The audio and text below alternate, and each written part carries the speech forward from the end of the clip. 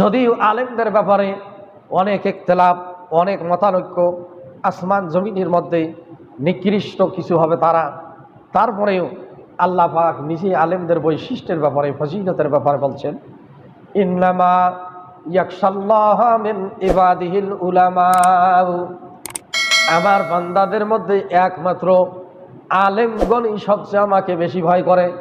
জোরে বলি সুবহানাল্লাহ। এই জন্য আলেমের ব্যাখ্যা আগে বলছি, তাকে কোরআন হাদিস বুঝতে হবে, জানতে হবে, অনুধাবন করতে হবে, সুন্নাহর উপর আমল থাকতে হবে, তাকে আমল করতে হবে, নিষিদ্ধ কার্যাবলী থেকে বিরত থাকতে হবে। তাফসিরে মাযহারি সহ অনেক হাদিস গ্রন্থে এটা বলছেন। তা আল্লাহ নিজে বলছেন, আমার বান্দাদের মধ্যে একমাত্র আলেমগণই সবচেয়ে আমাকে বেশি ভয় করে। এখন কোরআন হাদিস যদি না জানে, লেবাস পোশাক দেখা যাচ্ছে আলেমের, তাকে কিন্তু আলেম বলা হয়নি। এমনও লেবাস পোশাকধারী আমাদের সমাজে আছে, সুরাতান তাকে দেখলে মনে হবে ইমাম, তাকে দেখলে মনে হবে মুহাদ্দিস, তাকে দেখলে মনে হবে বড় আলেম, কিন্তু ভেতর তো কিছু নাই। শয়তানের চেয়েও, ইবলিসের চেয়েও বেশি খারাপ। জোরে বলি নাউজুবিল্লাহ। এলা জানা কথা বলছি, আমি দেখা কথা বলছি, ইন্ডিকেট করি, কারণ নাম বলছি না, নাম বললে বিপদ হয়ে যাবে। নামাজই পড়ে না, সুরাত দেখলে মনে হবে যে মস্ত বড় আলেম।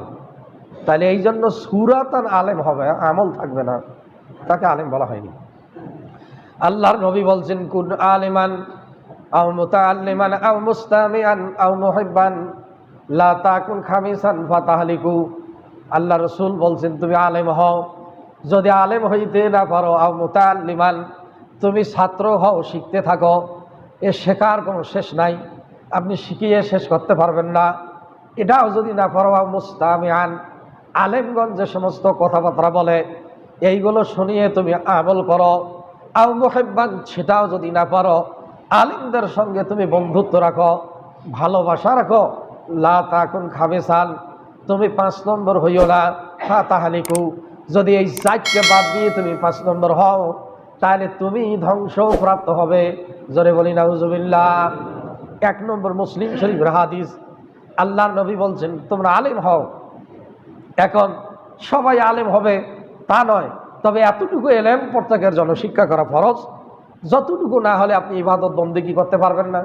নামাজ আদায় করলে নামাজের মাসলা মাসাইল জানা ফরজ, হজ যার উপর ফরজ, হজের মাসলা জানা ফরজ, রোজা যার উপর ফরজ, রোজার মাসলা জানা ফরজ। এই যে ইবাদত বন্দেগী করতে যাইয়া যে এলেমের দরকার, এটা প্রত্যেকের জানা ফরজ।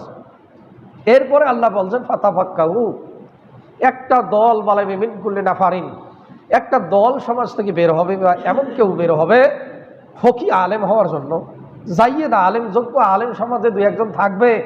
সমাজের বিভিন্ন বিশৃঙ্খলা, মাসলা মাসাইল, সমস্যা হবে, এমন আলেম যেন সমাজে 2-1 জন থাকে, তার দ্বারা যেন এরকম কিছু পাওয়া যায়, তার দ্বারা যেন সমাধান পাওয়া যায়। জোরে বলি সুবহানাল্লাহ। কিন্তু আল্লাহ রাসূল বলছেন, ইয়াকবিজুল ইলমা বিকবজিল উলামা, কিয়ামতের আগে আল্লাহ পাক আলেমদেরকে ইয়ানতাজিউ মিনাল ইবাদ, বান্দাদেরকে উঠিয়ে নেওয়ার মাধ্যমে আলেমদেরকে আল্লাহ পাক উঠিয়ে নেবেন। আর তারা ফাসুইলা, তাদেরকে জিজ্ঞাসাবাদ করা হবে মাসলা মাসাইল, তাদের নিজেদের কোনো এলেম থাকবে না। ফাআদাল্লু ওয়া দাল্লু, তারা নিজেরা মানুষকে পথভ্রষ্ট করবে, অপরকেও পথভ্রষ্ট করবে। জোরে বলি নাউজুবিল্লাহ।